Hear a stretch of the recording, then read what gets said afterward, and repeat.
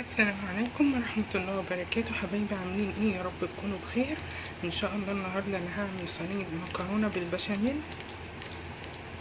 وانا عملت البشاميل طبعا الكل عارف بيتعمل ازاي. بنحمر الدقيق بالسمنة، وبعد كده بننزل عليهم باللبن، وانا بحبها من النوع اللي بيبقى تقيل، يعني ما بحبهاش تبقى خفيفة يعني.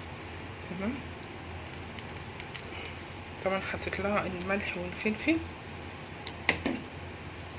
هنا عملت الوراك المشوية، طبعا عارفين التوابل بتاعتها: كاري وتوابل فراخ وبابريكا وبصل وثوم وشوية معلقة خل وعصرة ليمونة، وطبعا معلقتين زيت. تمام. واسيبها بقى تستوي على النار كده لغاية ما تستوي، واروح منزلها تحت الشواية. تمام.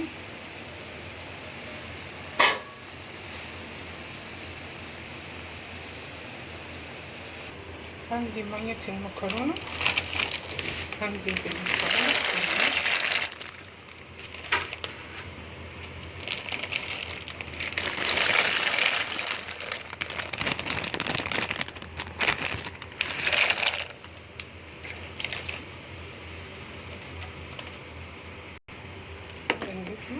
طبعا حطيت الملح،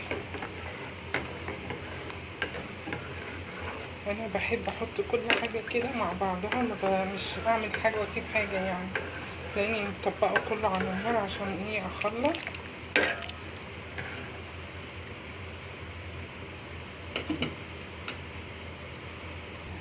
عندي بقى فرخايه صغيره كده شوحتها وحطيت عليها الميه، واشيل بقى الريم من عليها.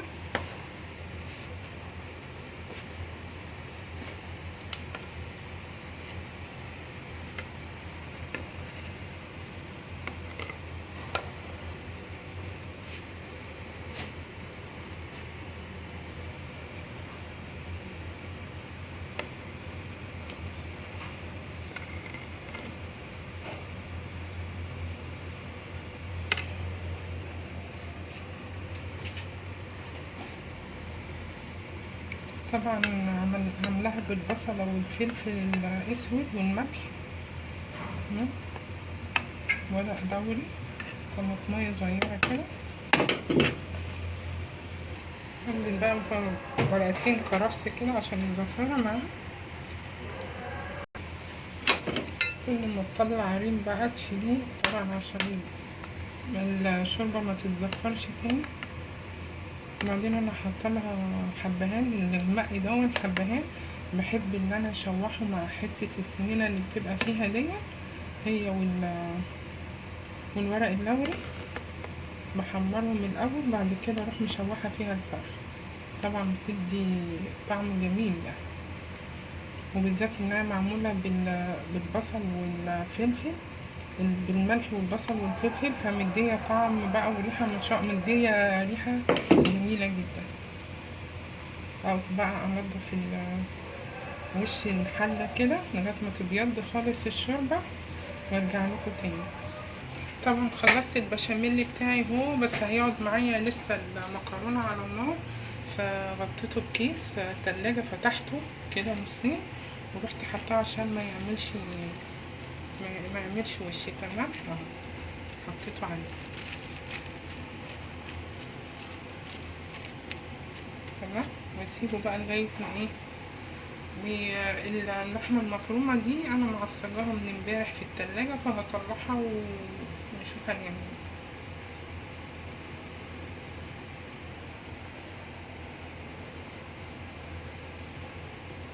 عندنا بقى خلاص انا صفيت المكرونة، ده الجزء التحتاني هعمله بقى بالبشاميل.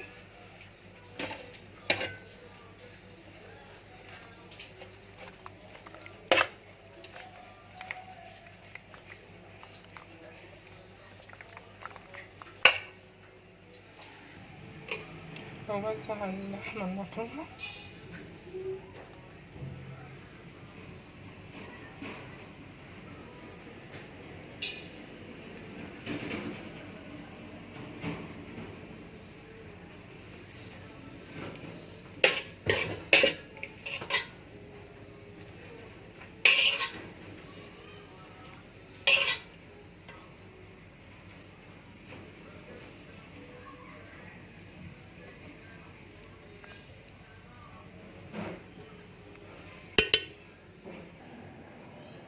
اللحمة المفرومة كده.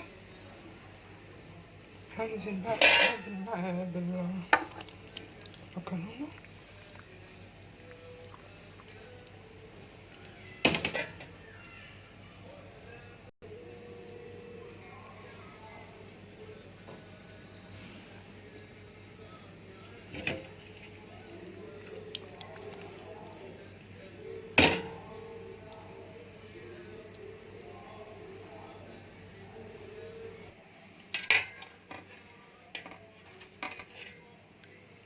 بسم الله.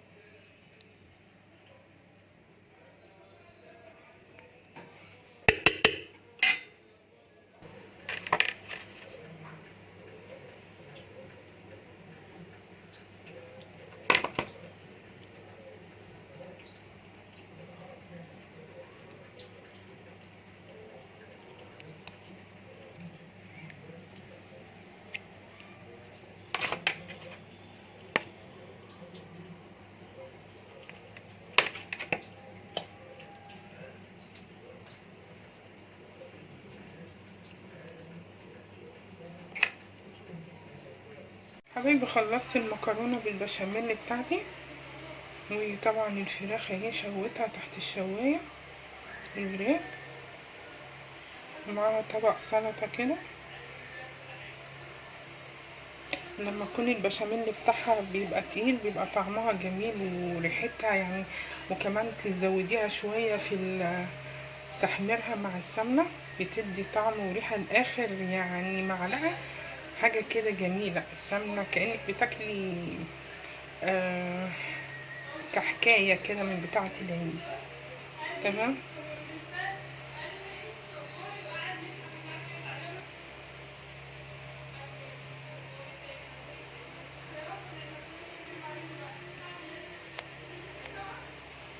على فكرة المكرونة البشاميل دي الأكلة المقدسة عندي أول يوم رمضان، يعني ما عنديش أول يوم رمضان إلا لما أعمل مكرونة بشاميل بقى مع بطاية مثلا، مع فراخ، بس لازم أول يوم رمضان المكرونة البشاميل دي عندي.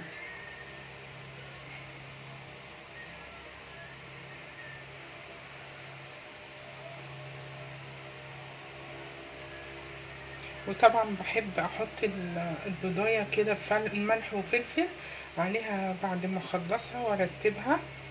ماشي، ما بحطهاش مع البشاميل البيض دي خالص عشان بتدي زفارة كده للأكلة، فبحب أحطها في الآخر لوحدها كده على الوش.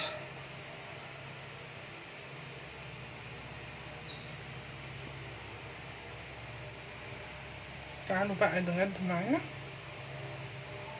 ما تنسونيش في اللايك والكومنت والاكسبلور. والسلام عليكم ورحمة الله وبركاته. سلام.